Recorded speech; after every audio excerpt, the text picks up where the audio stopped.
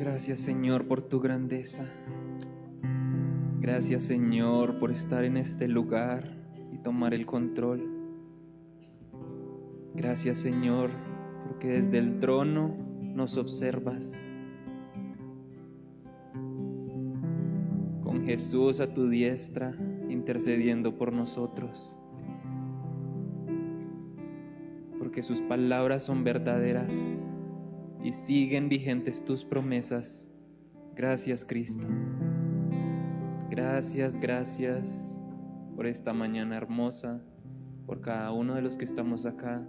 Gracias, Cristo, por tu palabra. Gracias por tus siervos, Señor. Te pedimos, Santo Dios, que la palabra que vayas a hablar por medio de mí en esta mañana sea, Señor, llegando directamente a los tuétanos. Que seas tú, Espíritu Santo, usándome. Estoy a tu disposición y hablándonos, Señor, porque queremos oír tu voz. Para eso ayunamos, Señor, para volvernos más sensibles a escucharte. Y después de 18 días, Señor, ya nuestra carne está débil y nuestro espíritu se ha fortalecido en el nombre de Jesús. Y sentimos que podemos librar batallas, que podemos derribar gigantes, Señor, pero es porque vamos de tu mano, Padre. No es por nuestras fuerzas, y hoy vamos a aprender a no confiar en la carne. Gracias, Padre, en el nombre de Jesús. Amén. Buenos días. ¿Cómo están? Bienvenidos. Mucho gusto. Los que no me conocen, mi nombre es Santiago. Pues hoy tengo el privilegio de compartirles Juan 18, que es el capítulo en el que vamos. Y estoy muy emocionado porque este capítulo, bueno, pues todo Juan es increíble, pero venimos de unos capítulos donde era todo sucediendo en un mismo lugar geográfico. Desde Juan 13, 14, 15, 16, 17, bueno, hasta 16, fue todo en torno a la última cena. Pero bueno, este capítulo 18 es diferente porque ya salen de ese lugar donde estaban cenando, se desplazan. Entonces yo cuando estaba pequeño, a mí me gustaban mucho las historietas, entonces, y leer muchos libros. Entonces yo todo lo que leo me lo empiezo a imaginar así, como hablamos muchas veces acá, nos imaginamos qué es lo que va pasando. Entonces tengo todo el capítulo 18 en mi mente, como muchos dibujitos con cosas pasando, porque no es solo Juan 18. Esta misma historia está en Mateo 26, en Marcos 14 y en Lucas 22.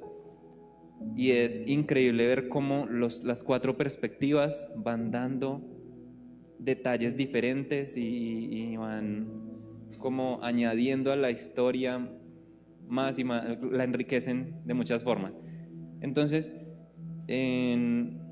pues no sé cómo todo lo que les voy a decir va a caber en este tiempo, 1 hora y 45 y 15, pero vamos a dividirlo voy a dar como un contexto de lo que venimos hablando, luego un resumen del capítulo, y después vamos a analizar a uno de los personajes, que ahí es donde está la enseñanza como principal de este capítulo, que generalmente es la que uno toma cuando lee este capítulo, pero vamos primero a analizar el capítulo como en su contexto.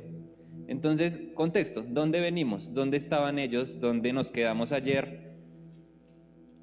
En Juan 17, en Juan 16, estaban Jesús y los 12 discípulos en Jerusalén, en el lugar en una terraza donde celebraron la cena. Fueron ellos solamente. Allá, antes de salir, váyanse imaginando porque vamos a hacernos una película acá.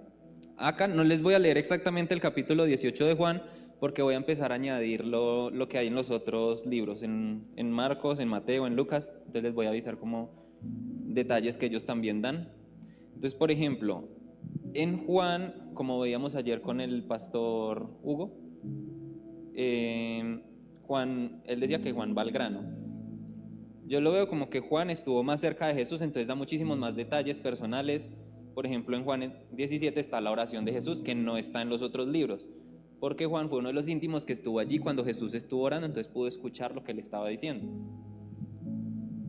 Entonces, pero hay otras perspectivas, por ejemplo, antes de que ellos salieran de allá, del lugar donde estaban cenando, Jesús les dice, y ahí es donde le dice a Pedro que lo va a traicionar, y durante ese momento él les dice, bueno, hemos hablado de muchas cosas terribles, como hablaba, que era Carito, me parece que espinas, les he lanzado muchas espinas ya, entre muchas rosas también, muchas espinas, y todos estaban ya asustados, agobiados, estaban preocupados, ¿qué es lo que va a pasar acá? ¿Cómo así que Jesús se nos va a ir hoy? ¿Nos va a dejar? ¿Nos va a abandonar? No entendían lo que estaba sucediendo. Imagínense el sentimiento como de dolor, como de confusión, no sabemos qué va a suceder. Eso estaba pasando a medianoche, era de noche, digamos 10, 11 de la noche, vamos a ponerle horas a los sucesos. Y antes de salir de allá, Jesús les dice, ustedes me van a traicionar, se los dice a todos. Y Pedro dice, no, Señor, yo no te voy a traicionar, si incluso tengo que ir a la cárcel contigo y morir contigo, lo voy a hacer. Y él le dice, no, Pedro, tú vas a negarme 3 veces antes de que amanezca, antes de que cante el gallo. Y Pedro le vuelve a decir, no, Señor, yo no te voy a negar. Y le juró que no lo iba a negar, y todos los otros discípulos también juraron lo mismo. Eso está creo que en Lucas, dice, no vamos, en Lucas 22, no vamos a negarte, ninguno de ellos. Después ahí, y hay un tipcito que da Lucas ahí 22, que seguro otro de los apóstoles le comentó a Lucas cuando estaba escribiendo el Evangelio. Mira que Jesús en ese momento nos dijo, Lucas 22, 35, 38, él les dijo así, entonces Jesús les preguntó, estoy en NTV, Jesús les preguntó, cuando los envié a predicar la buena noticia, antes al principio cuando apenas estaba empezando a predicar por Capernaum, cuando les envié a predicar la buena noticia, me perdí, y no tenían ni dinero, ni bolso de viaje, ni otro par de sandalias, ¿les faltó algo? Ellos dijeron, no, respondieron ellos. Pero ahora les dijo, tomen su dinero y un bolso de viaje, y si no tienen espada, vendan su manto y compren una. Vendan su manto y compren una espada. Y entonces los discípulos dijeron, ¿por qué me pierdo tan fácil? ¿Dónde vamos?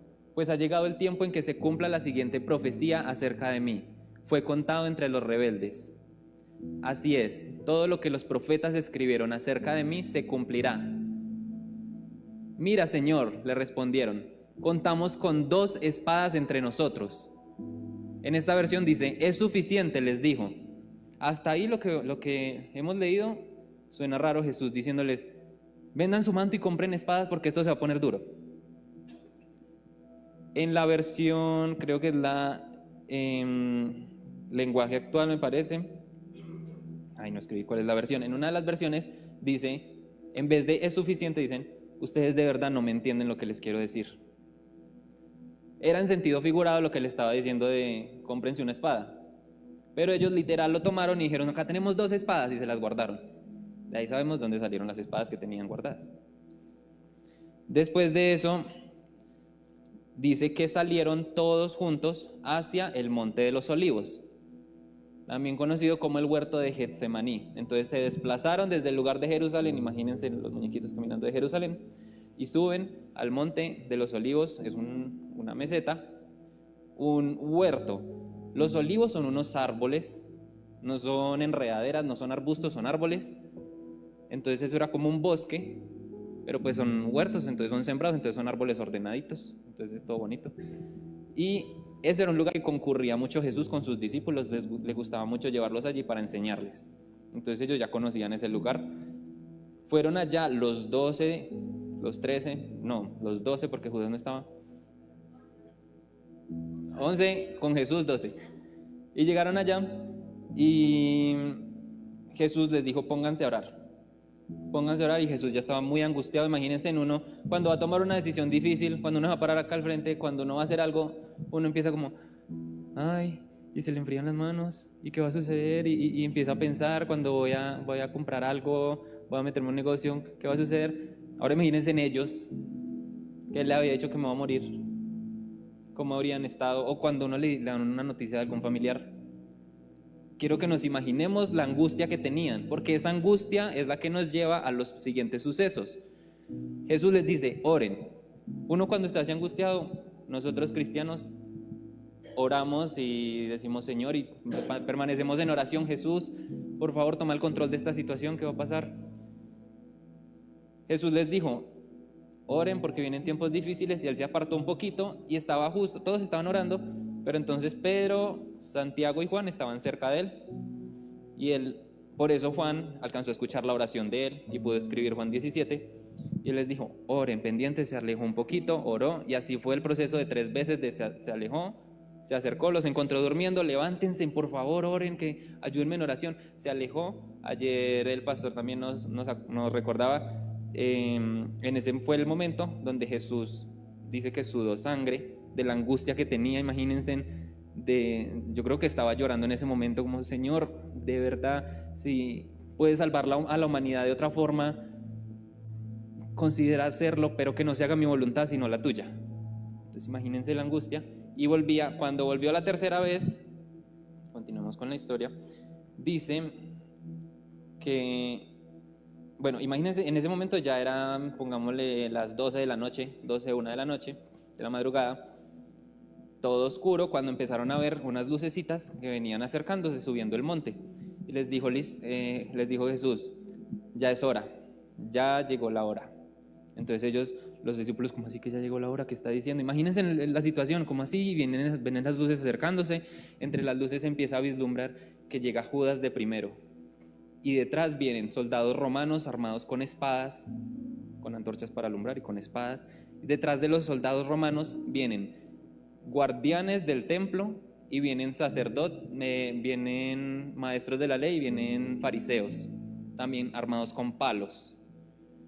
Y se van acercando y se van acercando. Cuando Judas se le acerca a Jesús, aquí ya empezamos a lo que empieza a contar en Jesús, en Juan 18, después de decir esas cosas. Jesús ya sabía lo que iba a suceder y vio que se iban acercando. Y entonces, eso es Juan 18:4, para que vayan mirando ahí. Jesús ya sabía lo que iba a suceder y salió al encuentro de ellos. Los discípulos asustados le dijeron, Señor, ¿qué hacemos? Acá todavía tenemos las 2 espadas que guardamos. Judas se acercó a Jesús y le dio un beso. Así traicionas al Hijo del Hombre, se lo dijo a él. Se alejó Judas y llegaron los guardias y preguntaron, ¿quién es Jesús de Nazaret? Jesús se paró y dijo, yo soy. Ese yo soy. Esto lo vamos a ver, vamos a profundizar por la noche, no voy a meterme mucho en esto, pero tengan en cuenta que ese yo soy era la palabra prohibida, el nombre prohibido, que impronunciable para los judíos en ese tiempo, porque era el nombre Yahweh. En Éxodo, en la ley, ellos establecieron, no vamos a nombrar este nombre poderoso del Señor porque no somos dignos, y en lugar de eso le decían Elohim, el Eloh, como el Señor, nuestro Señor, pero no decían ese nombre. El que decía ese nombre era considerado blasfemo. Por eso todos se escandalizaban cuando Jesús decía yo soy. Pero en este momento, cuando él dijo ese yo soy, es la 8ª vez que lo dice en el libro de Juan, fue como que poder salió de él. Porque cuando dijo yo soy, los fariseos se escandalizaron, echaron para atrás, se tropezaron y se cayeron. Y los soldados también sintieron tanto poder como tanta presencia de como así que yo soy. Y dice ahí que retrocedieron y cayeron al suelo. Imagínense la presencia de Jesús, yo soy. Y la valentía, porque de eso también lo hablamos ayer. A pesar de todo lo que él sabía que iba a suceder, él dijo, Señor, es la única forma. Y dio el paso al frente. Cuando se levantaron, ahí había un comandante de esa guarnición romana, y se levantó rápido. ¿Quién es Jesús? Y él dijo, ya les dije que yo soy. Ahí dice, una vez le preguntaron a quién buscan, a Jesús de Nazaret. Ya les dije que yo soy, dijo Jesús. Dejen que los demás se vayan, yo soy la persona a quien buscan. Cuando ellos se estaban acercando, como se habían caído, no está ahí, pero infiriendo con los otros libros, ellos como que se cayeron, ¿qué está pasando? Entonces empezó a alborotar, se pararon rápido y como vieron que se estaban acercando a Jesús con cuerdas y con espadas, y uno de los guardianes del templo también se estaba acercando, llegó Pedro, sacó una espada y le tiró a matar, porque él se agachó. Simón Pedro sacó una espada y le cortó la oreja derecha a Malco.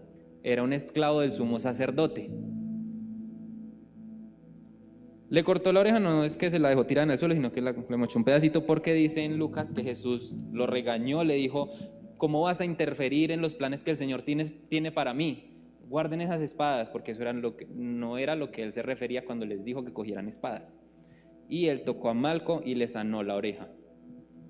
Y se entregó.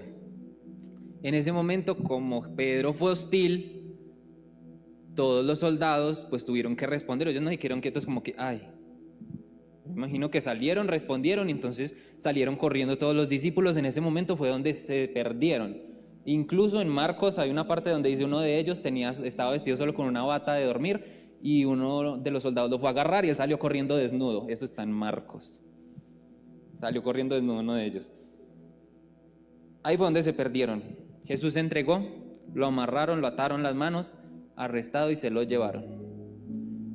Juan y Pedro se encontraron por allá atrás de un árbol. No, pero no podemos dejar al maestro solo, corramos y sigámoslos. Y lo siguieron de lejos.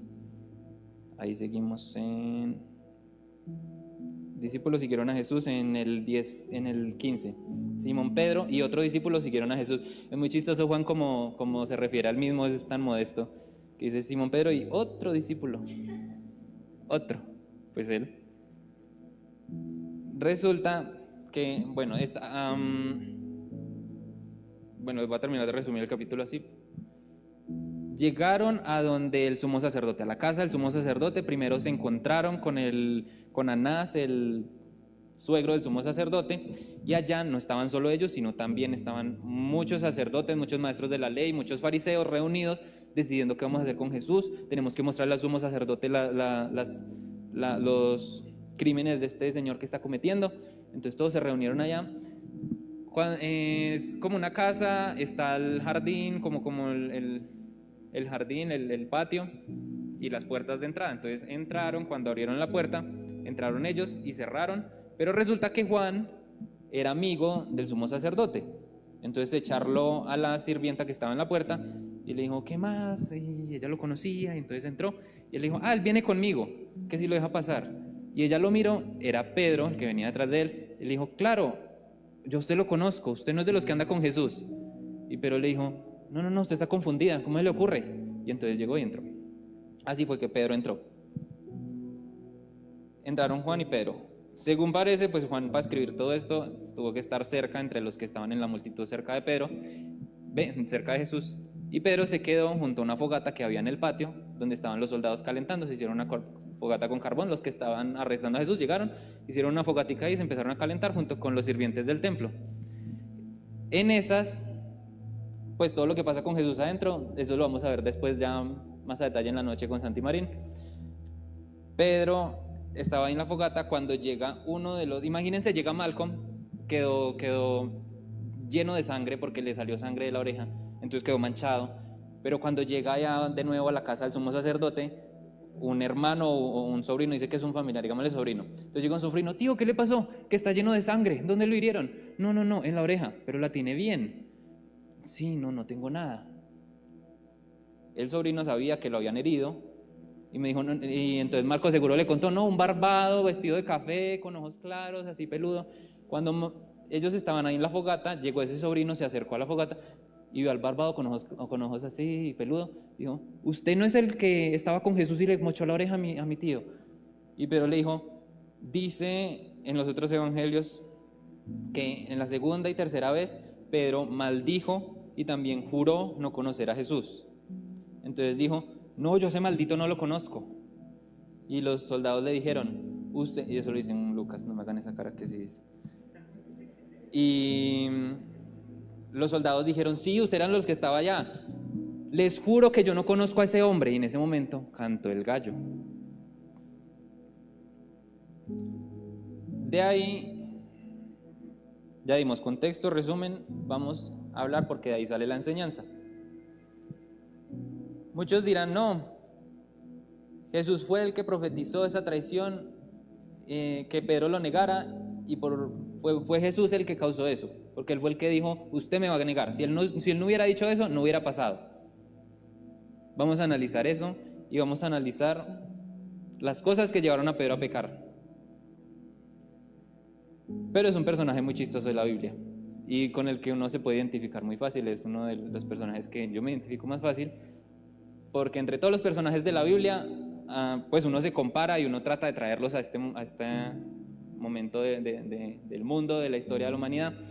Entonces uno llega donde, por ejemplo, la historia de Daniel, y uno ve a Daniel que lo echan a un foso de leones y que incluso cuando ponen leyes en contra de orar, él sigue orando y es un buen gobernador y es guiado por el Espíritu Santo y pasa de generación en generación de reyes y sigue ahí. Entonces él pone la vara muy alta, ¿cierto? Uno ve a José y uno ve que José supera tentaciones, los hermanos lo venden, igual los perdona, y José es íntegro, y José interpreta sueños y lo meten en la cárcel y nunca reniega de Jesús y continúa. José también pone la vara muy alta. Uno ve a Pedro, uno llega donde Pedro, y entonces Pedro un día llega a Jesús y les dice, ¿quiénes dicen ustedes que soy yo? Y Pedro le dice, Señor, tú eres el Hijo de Dios. Y Jesús le dice, sí, Pedro, felicitaciones, Dios te lo ha revelado, no eres tú mismo, sobre ti edificaré mi iglesia, eres roca. 3 doritos después, Jesús quería ir a Jerusalén, le dice, vámonos para Jerusalén, y Pedro le dice, no, ¿cómo se te ocurre si allá te van a matar? Apártate de mí, Satanás. Entonces es como el ungido del Señor, Satanás, hay como un rango ahí en el que nosotros nos podemos identificar más fácil. Entonces, con Pedro, más fácil nos identificamos. Entonces vamos a analizar a Pedro. Si le van a poner un título a la prédica, yo le pondría seguir a Jesús de lejos. Porque Pedro, bueno, vamos a analizar como las causas. A mí también me gusta mucho leer libros de investigación, detectives de Sherlock Holmes. Entonces vamos a hacer detectives de qué pasó, paso a paso, qué sucedió para que Pedro traicionara a Jesús. Volvemos a lo que les dije. No fue que Jesús profetizó la traición de Pedro, pero no fue que él fue el que la causó. Eso es lo que muchas personas dicen. Tanta maldad en el mundo, tanta violencia, tantas cosas. Dios me seleccionó para estar en el infierno. Me predestinó para perdición. Si nosotros empezamos a pensar así, es como creernos más justos que Dios. No es algo que podamos pensar nosotros. Dios es omnisciente, eso se llama la omnisciencia de Dios. Pues Jesús es Dios, entonces por eso sabe. Y Él sabe todo. Yo siempre, esto es un tema de debate incluso cuando se habla de la predestinación. Yo siempre lo he imaginado así. Dios... pues es malo compararlo con lo de los multiversos que sacan hoy en día, pero pues Dios sabe cada una de las ramas y cada decisión que vayamos a tomar a qué va a llevar, entonces Él por eso sabe el futuro. De nosotros, en nuestras manos está, porque tenemos el libre albedrío, elegir cuál de esos caminos tomar. Entonces no fue que Él lo hubiera dicho, pero me va a traicionar y por culpa de Jesús es que Él lo traicionó, no. Ya vamos a ver que Pedro hizo una serie de acciones que lo llevaron hasta ese momento. Los que hablan de esa predestinación es como decir, Jesús hubiera podido impedir que Pedro hiciera eso, pero no quiso hacerlo. Ahí es donde vemos que nos creemos más justos que Dios. Si pensamos que somos malos, porque Dios lo profetizó, nos estamos creyendo más justos que Él, y eso se llama soberbia. Eso es tener una soberbia mental. Cuando venimos a Cristo, Él nos empieza a cambiar esa forma de pensar. Cuando le revelamos a Cristo a las personas que creen así, revelamos su amor, revelamos su justicia, que Él es bueno y justo, Cristo nos cambia esa forma de pensar. En Job 13, del 15 al 16, así le puede poner Isa, por favor. Dice, Job 13, del 15 al 16, Dios podría matarme, pero es mi única esperanza. Voy a presentar mi caso ante Él. Esto es lo que me salvará. No soy ningún impío. Si lo fuera, no podría estar delante de Él. Hay otra versión diferente, Isa, por favor, la Reina Valera de pronto, desde el 13, el 15 al 16. 15. He aquí, aunque Él me matare, en Él esperaré.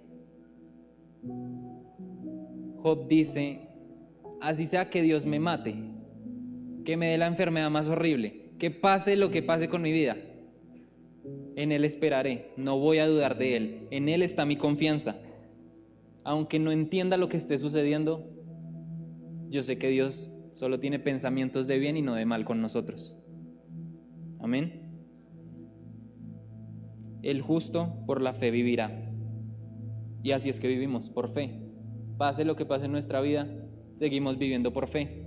Venga lo que venga, seguimos viviendo por la fe. Entonces, ¿qué hizo Pedro para caer si no fue eso que Jesús dijo? Hay una prédica muy parecida que mi papá dio una vez, que es cuando Lot empieza a construir casas hacia Sodoma y Gomorra. Y es que en Génesis Lot va construyendo casas y acercándose cada vez más a la zona del pecado. Lo mismo pasa acá. Pedro va dando pasos que lo van acercando más hacia ese pecado. Paso 1.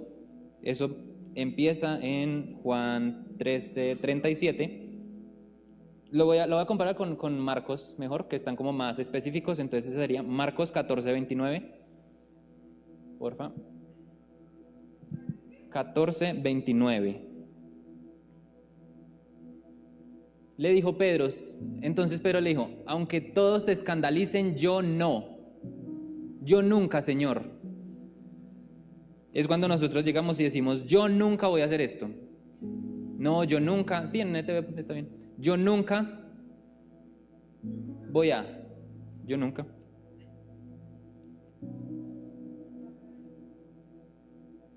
Nosotros somos carne. Ayer, algo muy bonito, esta frase quedó grabada. No somos un cuerpo con alma, sino un alma en un cuerpo. La carne está contaminada. La carne es la que nos lleva a pecar. Sin Jesús somos un pecado esperando a suceder. Un pecado andante. Sin Jesús solo somos un pecado esperando a que se den las condiciones para que pasemos, para que suceda, para que se dé. Cuando nosotros compramos una carne en el supermercado, ¿por qué la metemos al congelador? Para que no se dañe. ¿Por qué? Porque hay bacterias en esa carne que si la dejamos por fuera empiezan a crecer, y si la dejamos en las condiciones propicias, esas bacterias se multiplican y forman hongo y se daña la carne. Nuestra carne, si le damos las condiciones propicias, se va a multiplicar ese pecado y va a salir un hongo y se va a podrir. ¿Cuál es nuestra misión? Esto que Pedro hizo ahí es tener autoconfianza, que ahí empezamos mal, porque no podemos confiar en nosotros mismos.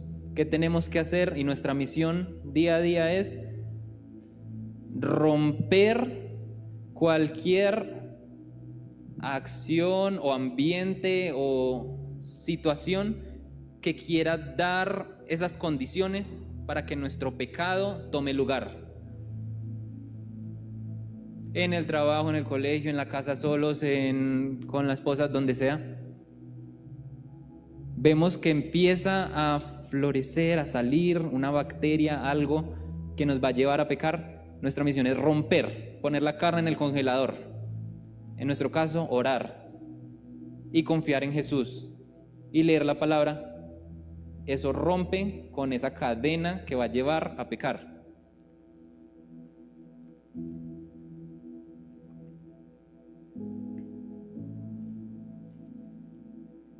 En nuestro corazón ya existe ese pecado.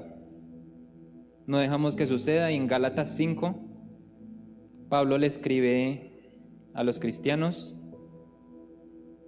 describe cuáles son los frutos de la carne y todo, y dice: la carne se opone permanentemente al espíritu, y el espíritu se opone a la carne.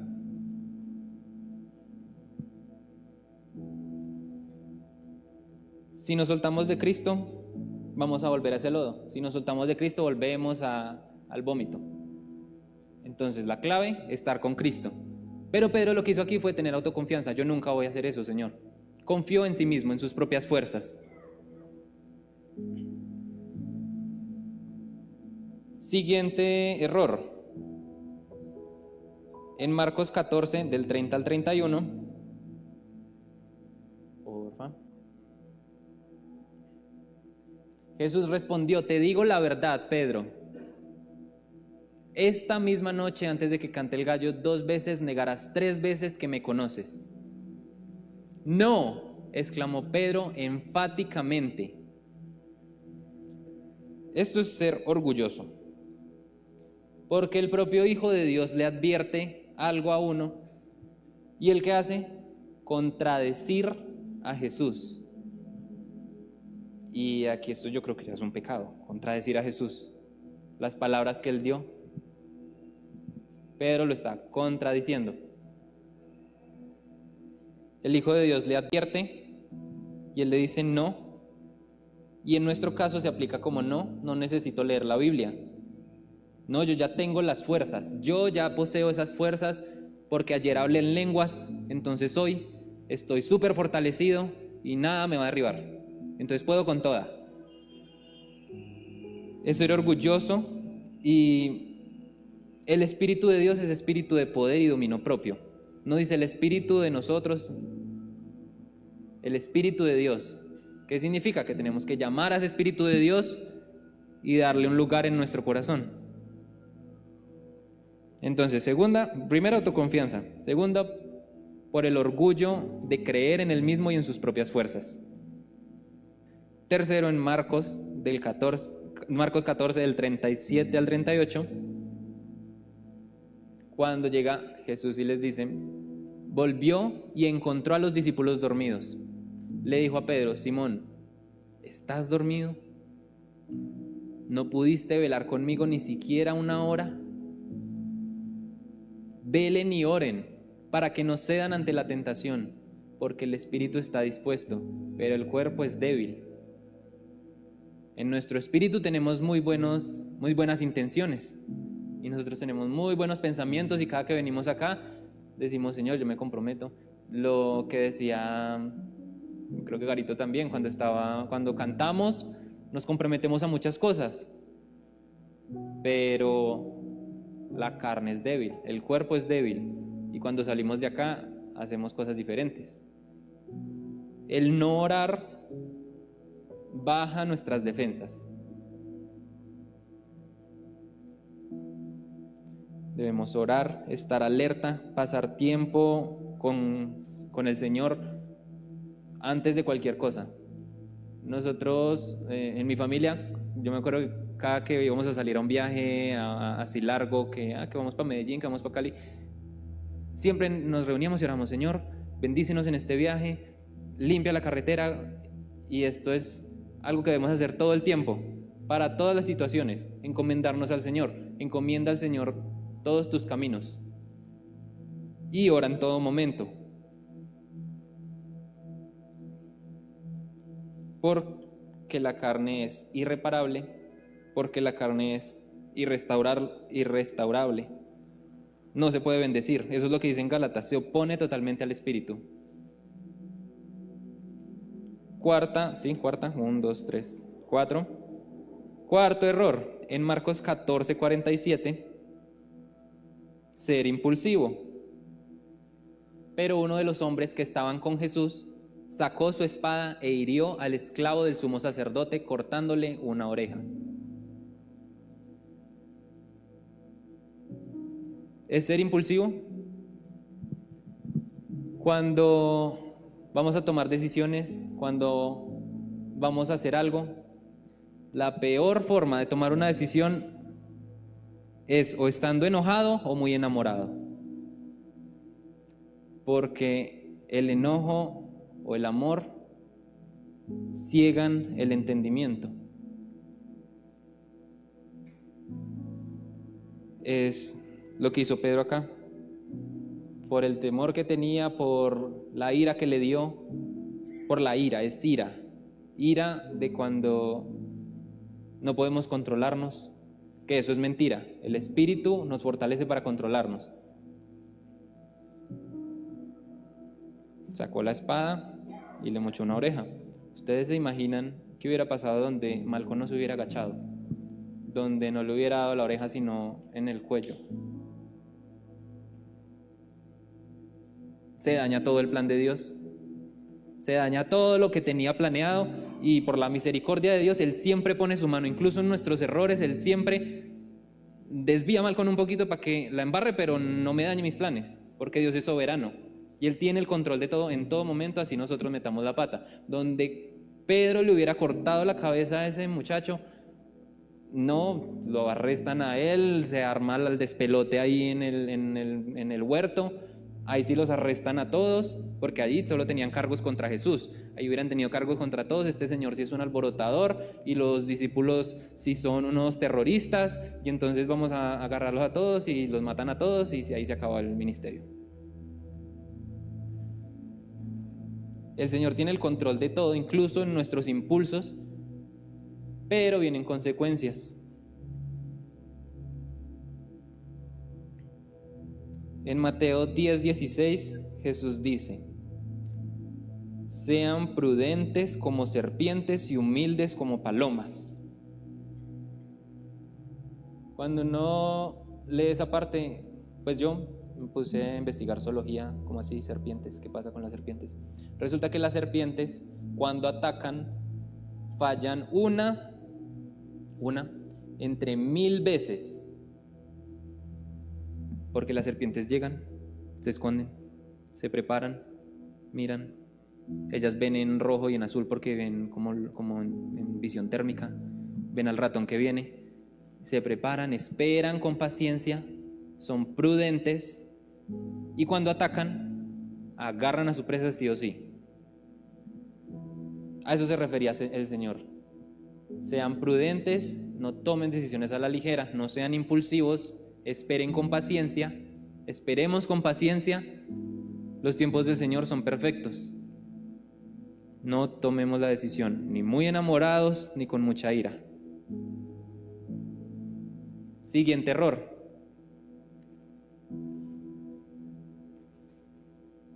Está ahí mismo: ser cobarde o tener temor. Porque diríamos, wow, Pedro fue muy valiente y sacó su espada, y por lo valiente, qué hombre tan valiente. Si ahorita metió un ladrón y el pastor sale corriendo detrás de él con un machete, y dijimos, el pastor es muy valiente. Pero en realidad lo que Pedro hizo aquí fue ser cobarde, porque no confió en Jesús. Por lo mismo que ya vimos, donde él hubiera fallado, se tira todo. Es tener confianza en Jesús. Pero él tuvo temor, no fue valiente, tuvo temor. Y ya sabemos que el temor lo lleva uno a la ira lo lleva al odio. Siguiente error. Sexto, Marcos 14:54.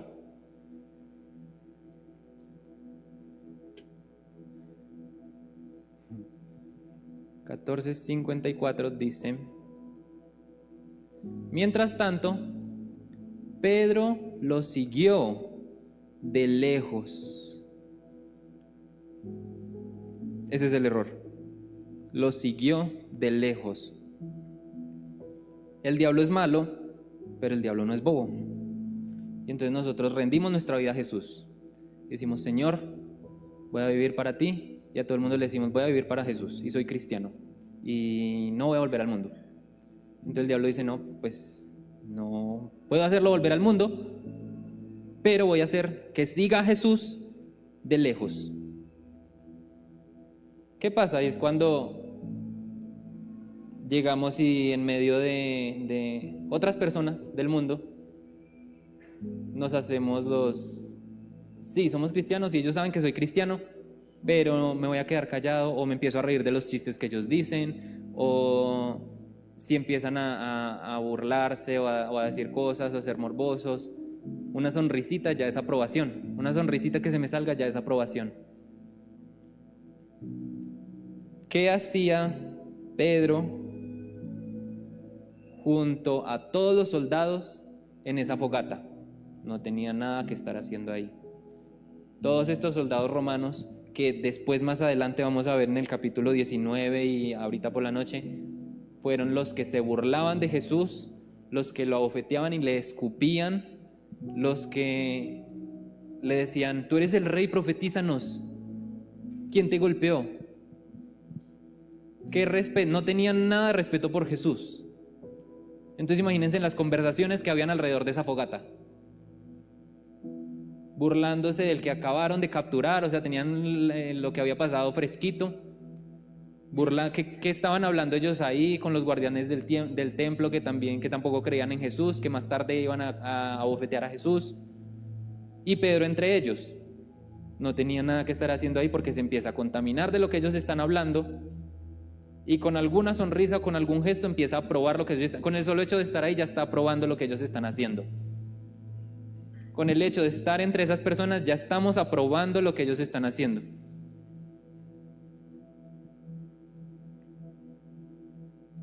Pedro lo siguió, muy fiel, pero lo siguió de lejos. Ahí está el error. En Juan 15:5, el Señor le había acabado de hablar y tenía fresquita a Pedro la enseñanza, porque fue esa misma noche, eso fue a las 4 de la mañana que estaban ahí parados alrededor de la fogata, y antecitos, no más de 4 o 5 horas antes, Jesús les había dicho: separados de mí nada pueden hacer. Pedro estaba en el lugar equivocado. Y es algo básico. Si acá en el templo, si yo me alejo de esa pared, me voy a acercar a esa pared. ¿Confirman? Si yo me alejo de esta pared, me voy a acercar sí o sí a esta pared. Si yo me alejo de Jesús, sí o sí, me voy a acercar a Satanás.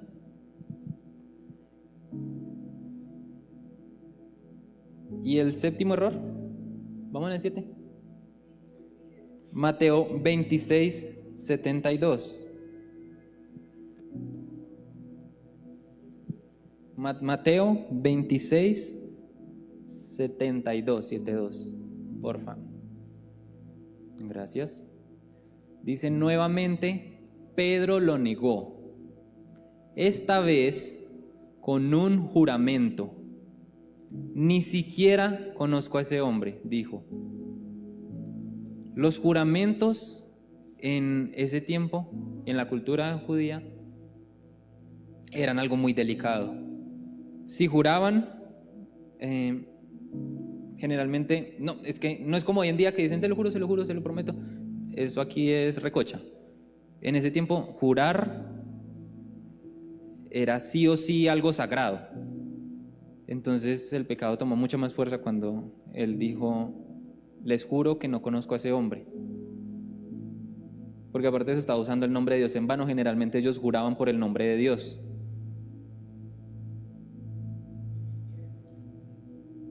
Ahí está la mentira.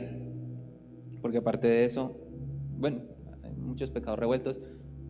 No somos quienes para juzgar a Pedro. Porque cada que leemos esta historia nosotros pensamos como que: uy, Pedro, si no, mucho machucha. Pero no somos quienes para juzgarlo, porque nosotros, si está escrito, es porque Dios lo permitió para hablarnos directamente. Y nos llega directo a nosotros. Y no podemos ser tan orgullosos de juzgarlo, sino que esto nos sucede a nosotros. Nosotros somos así. Muchas veces juramos, creemos en nuestra mente, así no lo digamos: yo estoy bien, todos están mal, Jesús está mal, yo estoy bien, o no lo conozco, para quedar bien con otros, para quedar bien en un negocio. Lo de mentir, para mentir en un negocio, para mentir, para esconder un pecado. Eso es negar a Jesús. Eso es romper el primer mandamiento. De tener al Señor sobre todas las cosas y amarlo sobre todo. Pedro jura falsamente. Seguir a Jesús de lejos nos hace mentir con facilidad. Y hoy en día se ve mucho, un cristiano mintiendo, lastimosamente. En Efesios 4:25 dice, desechen la mentira. Y que más adelantico dice, ninguna palabra corrompida salga de su boca. Esa de ninguna palabra corrompida, cuando yo leí esa parte, no empleé un lenguaje grosero ni ofensivo. Cuando yo estaba en el colegio, que estaba más chiquito, que me chocaban los compañeros que llegaban diciendo groserías, y yo no tenía pero en los mandamientos no está no decir groserías. Cuando leí esta palabra, yo dije, Señor, alabado seas, porque ya tengo algo donde dice exactamente, y uno ha visto muchos cristianos que sacan palabrotas. Dicen, no, eso no son groserías, son de la cultura. Pero son palabrotas, lenguaje obsceno, que no debería estar en el templo de Dios.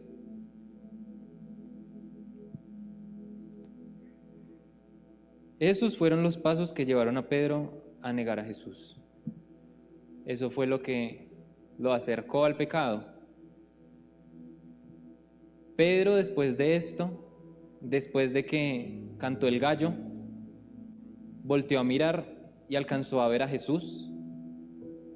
Y Jesús lo miró, dice en Lucas, creo que está eso. Las palabras de Jesús pasaron por la mente de Pedro y Pedro lloró amargamente y salió corriendo de allí.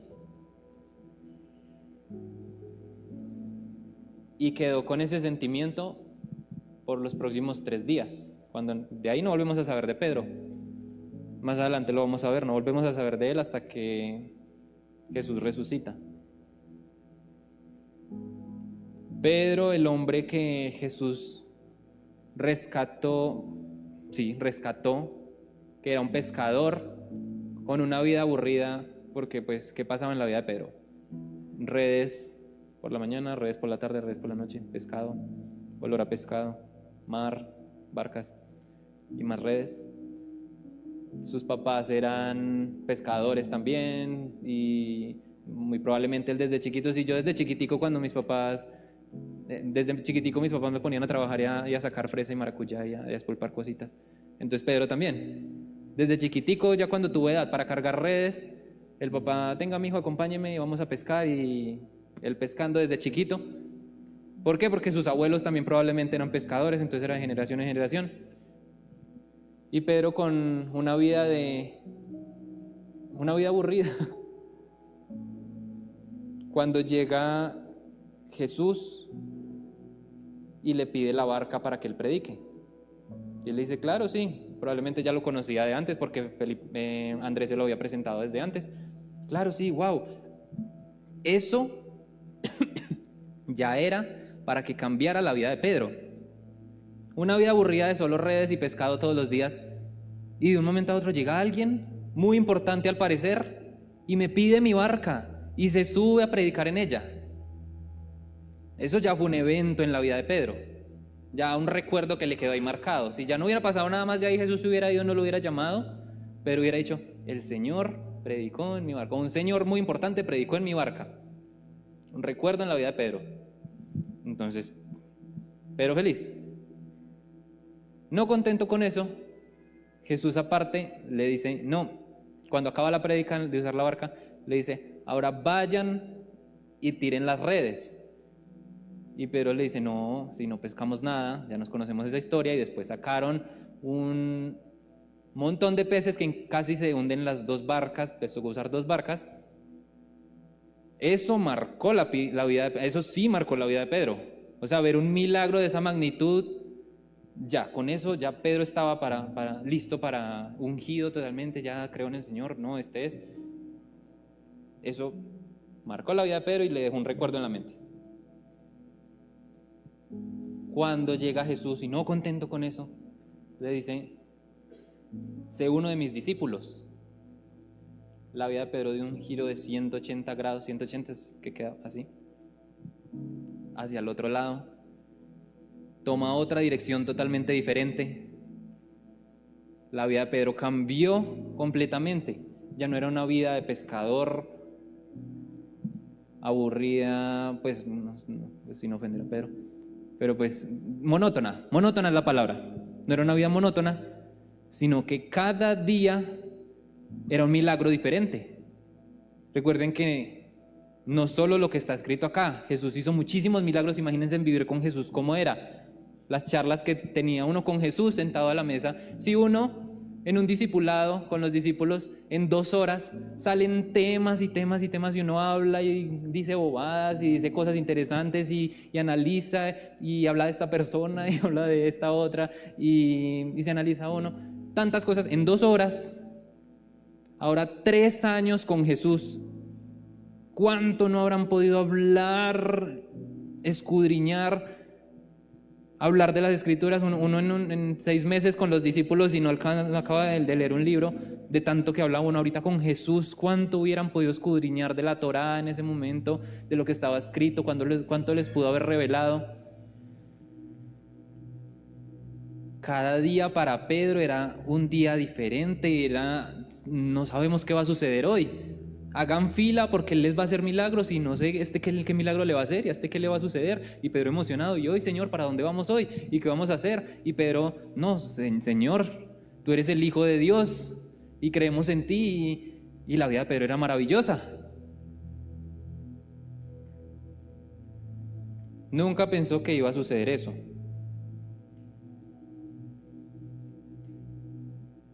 Pedro estaba lleno de recuerdos hermosos. Pedro estaba lleno de milagros en su mente, de recuerdos de multiplicó comida y alimentó a una multitud de gente. Y todo eso quedó opacado y borrado por este momento, cuando a su maestro, su mejor amigo, el único que vio algo valioso en Pedro, fue capturado y él lo traicionó, lo apuñaló por la espalda sin acordarse de todo lo que él hizo antes, de donde lo sacó, de esos recuerdos bonitos, de todos esos momentos lindos que vivieron. Eso destrozó a Pedro completamente. Eso era para que no solo Judas se hubiera suicidado. De tal magnitud era eso que sucedió, porque no es como decir: sí, Pedro lo traicionó. No, era su mejor amigo, era su hermano, era su maestro, prácticamente su padre. Y no era que él quisiera traicionarlo, porque él inmediatamente se arrepintió y sintió ese remordimiento. Todos los recuerdos lindos que tenía Pedro con Jesús fueron opacados por ese recuerdo oscuro de: traicioné a mi maestro.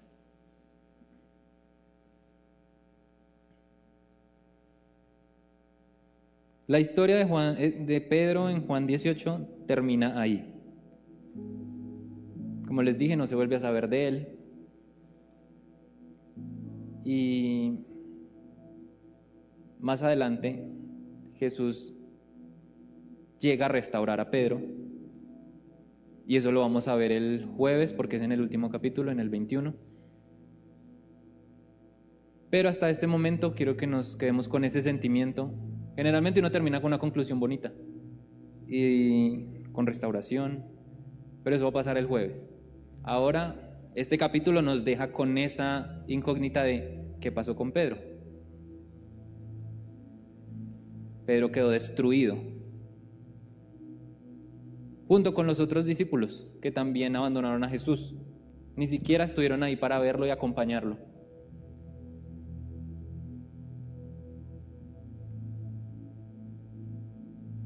Sería muy bonito estudiar o hacer un paralelo entre Pedro y Judas, porque Judas terminó suicidándose. Porque sí, Judas, y aquí vuelve a lo de la predestinación, y en alguna parte dice que él fue seleccionado para traicionar al Hijo del Hombre, pero eso no significa que Judas no hubiera podido arrepentirse. Él decidió suicidarse.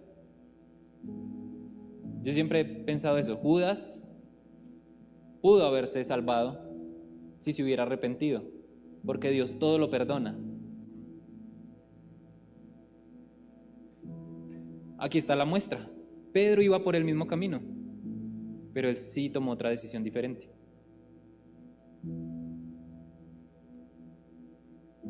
Vamos a quedar con esa incógnita. El jueves miramos lo que pasa con la restauración.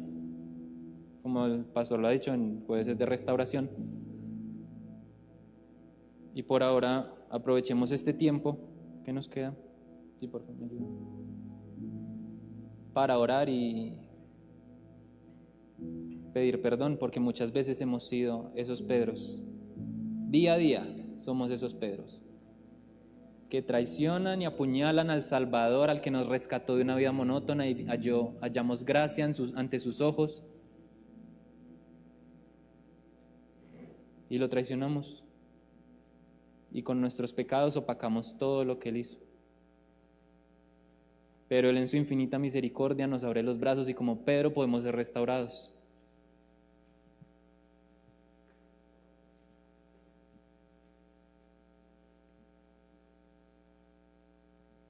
Oremos.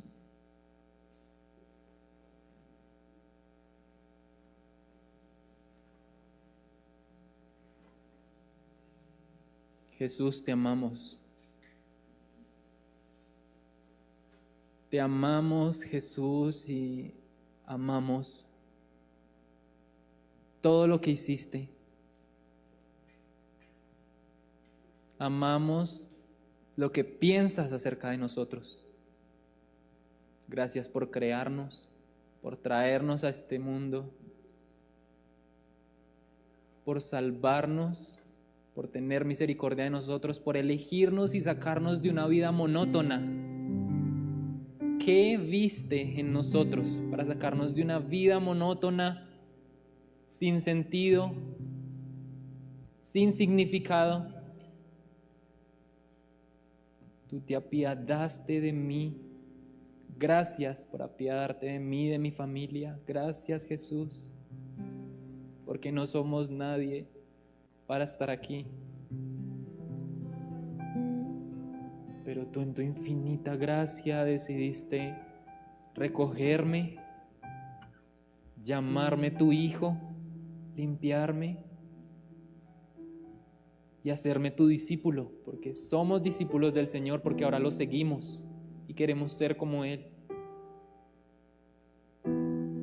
Y hemos tenido recuerdos hermosos contigo, y hemos vivido una vida hermosa contigo, y hemos visto milagros en nuestra vida. Hemos visto cómo cuando estamos más necesitados tú provees, cómo cuando necesitamos palabras de ánimo tú envías a alguien a hablar. Hemos visto cómo cuando tenemos pensamientos que van en contra de tu voluntad, tú nos afirmas, tú nos recuerdas qué piensas de nosotros, porque tú eres tan bueno. Hemos visto cómo guardas a tus hijos, hemos visto cómo al que envías a predicar a otra ciudad, le provees de una cobija y de una almohada, Señor. Y todo es de acuerdo a tu voluntad. Y todo es de acuerdo a tus planes hermosos y maravillosos, aunque no los entendamos, como dijo Job, Señor. Nunca podemos dejar de confiar en Él. Ayúdanos, Espíritu Santo. No confiamos en nosotros, no confiamos en nuestras fuerzas.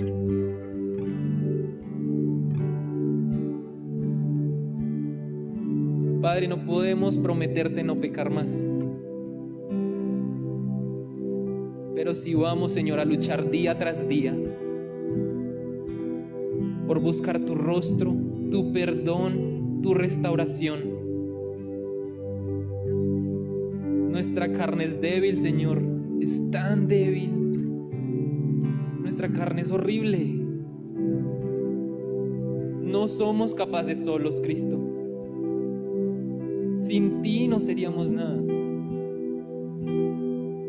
Pero contigo, Señor, contigo, tú renuevas nuestras fuerzas como las del búfalo. Contigo, Señor, derribaremos muros. Con mi Dios derribaré ejércitos. Tú, Señor, adiestras mis manos para la batalla. Eres tú quien adiestra mis manos para la batalla. Eres tú quien me da fuerzas para tensar un arco tan duro como el bronce. Tú eres mi escudo, tú eres mi roca, tú eres la fuerza de mi salvación, tú eres mi alto refugio, tú eres mi fortaleza, tú eres mi Señor.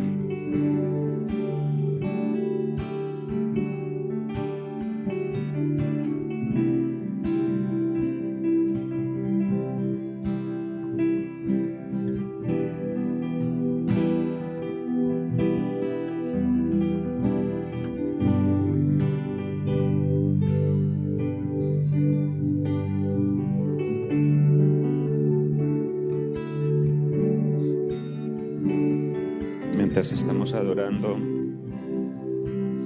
quiero recordarles 3 textos. Cuando dice Judas el traidor conocía ese lugar porque Jesús solía reunirse allí con sus discípulos. Los principales sacerdotes y los fariseos le habían dado a Judas un grupo de soldados romanos y guardias del templo. Bájale un poquito, por favor. Yo no es porque a ustedes les gusta tanto escándalo a los dos. Los principales sacerdotes y los fariseos les había dado a Judas un grupo de soldados romanos y guardias del templo para que lo acompañaran. Llegaron al huerto de olivos con antorchas encendidas y linternas y armas. Y abajo en el 8 dice, Jesús dijo, ya les dije yo soy. Ya que soy la persona a quien buscan, dejen que los demás se vayan. Y el 12 dice, así que los soldados, el oficial que los comandaba y los guardias del templo arrestaron a Jesús y lo ataron. O sea, desde ahí empezó a Jesús a ser el verdugo, el criminal. Y Judas se entregó a Jesús a los verdugos. Pero Pedro también lo estaba entregando a los verdugos. Jesús dijo, yo soy, dejé ir a aquellos libres. O sea, dijo, alguien tiene que morir aquí. Y el sumo sacerdote acababa de decir, si uno solo muere, se puede salvar toda una humanidad. Es necesario que muera uno solo para que no mueran todos. Es necesario que muera uno solo para que no muramos todos. Y aquí hay 2 ejercicios de Judas y Pedro. Y es el que cree y el que no cree. El que cree es condenado, el que cree es salvo de la condenación, perdonado, restaurado, liberado. Como nosotros hemos creído, hemos sido perdonados, hemos sido sanos, hemos sido restaurados y nuestra vida cambió. Nuestra vida ha cambiado. Judas conoció, escuchó, el mundo entero va a conocer, va a escuchar, pero nunca creyó. Y aunque tuvo un momento de remordimiento, como mucha gente tiene remordimiento, después de emborracharse, después de drogarse, después de pecar, tiene remordimientos, pero no tiene el verdadero arrepentimiento que tuvo Pedro. Nosotros somos la línea de Pedro que viene a hacer que la iglesia siga en arrepentimiento, pero Judas es la línea del pueblo que va a ser condenado, que aunque creyendo,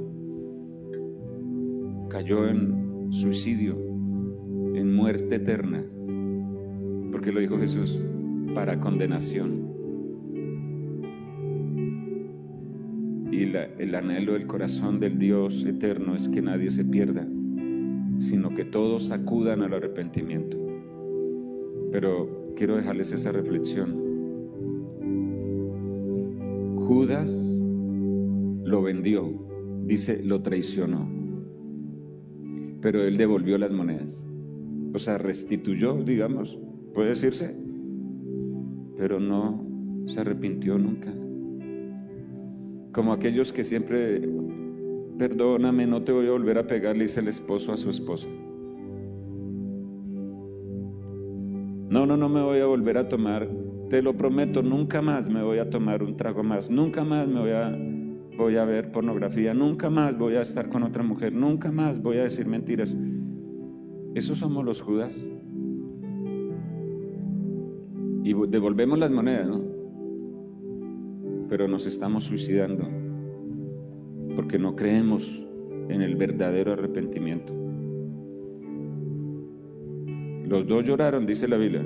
Judas lloró amargamente, lloró y no supo qué hacer con su tristeza y se suicidó, se colgó, se condenó.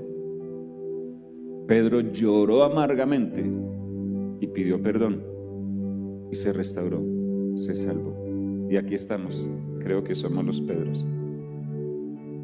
Señor, queremos darte gracias porque así como Judas te traicionó,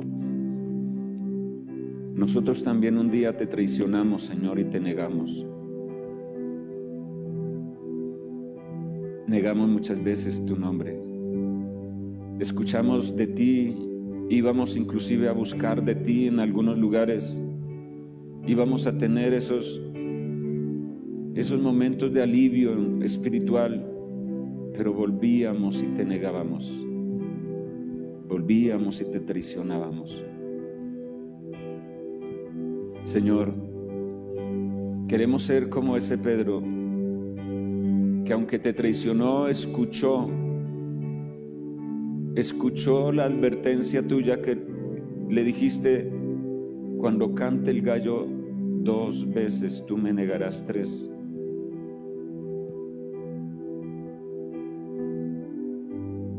Que escuchemos el sonido del canto del gallo.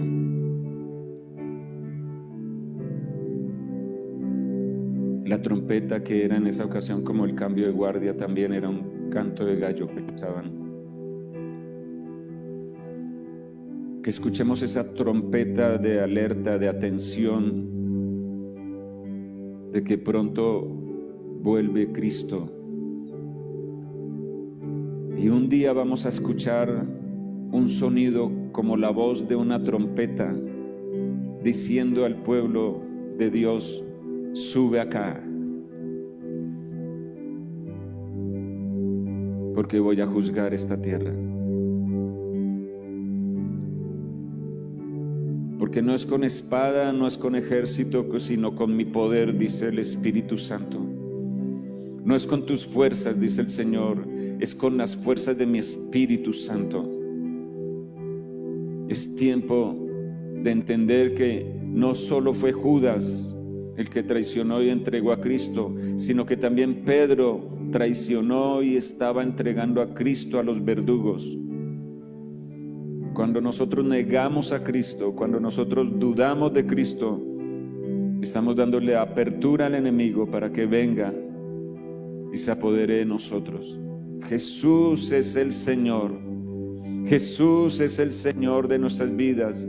Jesús es el que transformó nuestros corazones. Jesús es el que sacó nuestras vidas de la rutina del pecado y nos ha puesto en la línea de la bendición, del servicio a Él.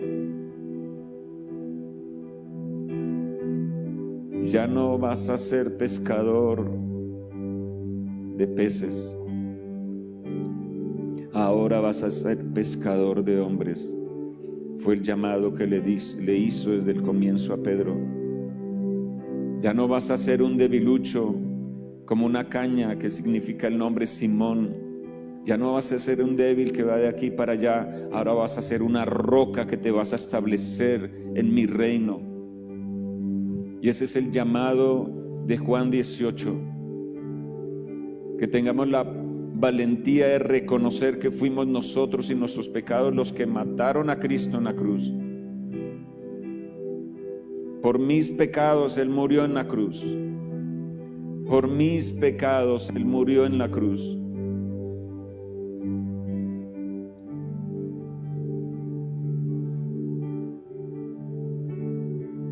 Jesús, te damos gracias por entregarte y librarnos, porque te ataron, porque te abofetearon, porque te escupieron, porque te jalaron las barbas, porque esa noche, Señor, te pusieron una corona de espinas, porque te pusieron un manto y se burlaban de ti como el rey de los judíos. Pero tú eras el rey de los judíos. Y tú eres hoy el rey de nuestros corazones. Gracias, Jesús, por la restauración, por la libertad, por la sanidad. Y gracias, Señor, porque sabemos que vienen tiempos mejores para cada uno de nosotros, porque solo los vivos alabaremos al Señor. Los muertos no. Ya no podrán alabarte. Y es una comparación que hace Isaías. En el mundo de los muertos no te alabarán, mas los vivos te bendeciremos y te alabaremos siempre. Y tú dijiste, los que creen en mí, aunque mueran, vivirán. O sea, no moriremos, sino que viviremos y contaremos las obras del Señor. Nos reuniremos, como dijo Hugo ayer, con esa línea de patriarcas, de héroes de la fe. Nos reuniremos y contaremos entre todos las maravillas del Dios Altísimo que ha hecho por nosotros aquí en la tierra, y que nunca terminaremos de dar testimonio de lo bueno que ha sido Dios. Gracias, Señor, por tu inmenso amor y tu gran misericordia. En el nombre de Jesús. Amén. Como nos damos cuenta, entró la... Gracias, sí, gracias, mi hermano. Muy bonito. Se ve que debía ser un cinematográfico. Muy bueno, me gusta como predicó, así, pero deje de ver tantas películas. Entramos a la época académica, se nota, ¿no? Las mamás con sus hijos, ya no vienen los niños. Bueno, nos hacían falta, pero vamos a seguir. Nos quedan esto hoy y 3 días mañana. Mañana algunos vamos a disponer los 3 días de ayuno completo para que el jueves cerremos en Santa Cena con un tiempo espectacular de restauración, porque va a ser una tarde de restauración. Así es de que nos vemos aquí hoy a las 6 de la tarde para seguir. Los que quieran quedarse con una adoración, los que tienen que ir a trabajar, que Dios los bendiga, Dios los guarde, los proteja, y recuerden que no vamos a negar a Jesús por nada. Vamos a seguir con Él. Bendiciones.